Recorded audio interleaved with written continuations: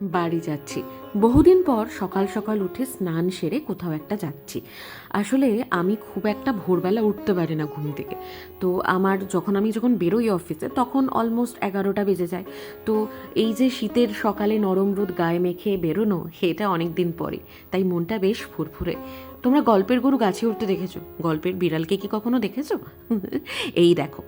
আর মন ভালো হওয়ার আরও একটা কারণ, আজকে আমাদের বাড়িতে সত্যনারায়ণ পুজো। আসলে এই পুজোটা না অনেক আগে দেওয়ার কথা ছিল, কিন্তু আমাদের বিয়ের পর শুভচণ্ডী পুজোও মা দিয়ে উঠতে পারেনি, কারণ তারপরেই করোনা পড়ে গেছিলো। আর করোনার পরে তারপরে 4টে বছর কেটে গেল। যতবারই মা দেবে ঠিক করেছে ততবারই কোনো না কোনো একটা পরিস্থিতি এসে বাধা পড়েছে। তো ফাইনালি সেই পুজোটা দেওয়া হচ্ছে। শ্রাবণী পিসি আর জ্যাম্মা দুজনে মিলে সকাল থেকে এসে তোড়জোড় শুরু করে দিয়েছে পুজোর।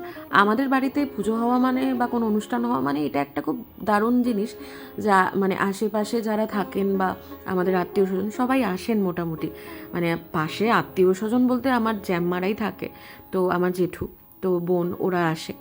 আর মা আর আমি এই যে রান্নার তোড়জোড় করছি। মাকে বলছি তুমি পুজোর দিকে যাও, আমি এদিকটা দেখে নিচ্ছি।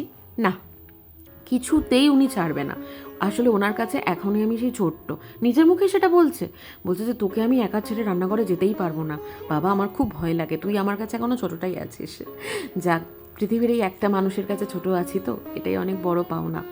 আসলে মা বোধহয় ভুলে গেছে আমি 4 বছর হলো সংসারী মানুষ, এবং সংসার সামলে রান্না বান্নায় এখন আমি সব দিকে পারদর্শী হয়ে উঠেছি।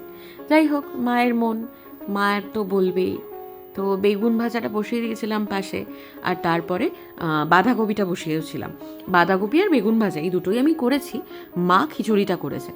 আর আমার বোন, আমার জেঠুর মেয়ে, ওর স্কুলের, না সরি, ও স্কুলে পড়ে না, ওর যাদেরকে পড়ায় তাদের প্রজেক্ট করছে।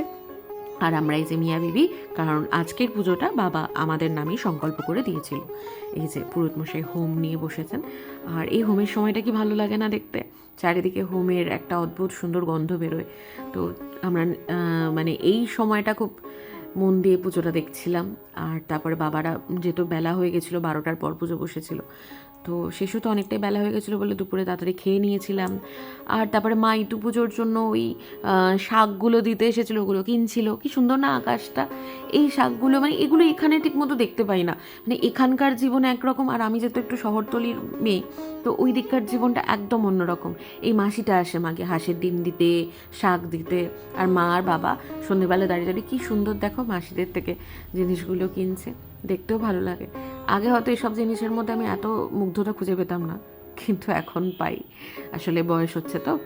আর তারপরে সারাদিন কাটিয়ে বাড়ি যাওয়ার সময় হয়ে গেল, ব্যাস।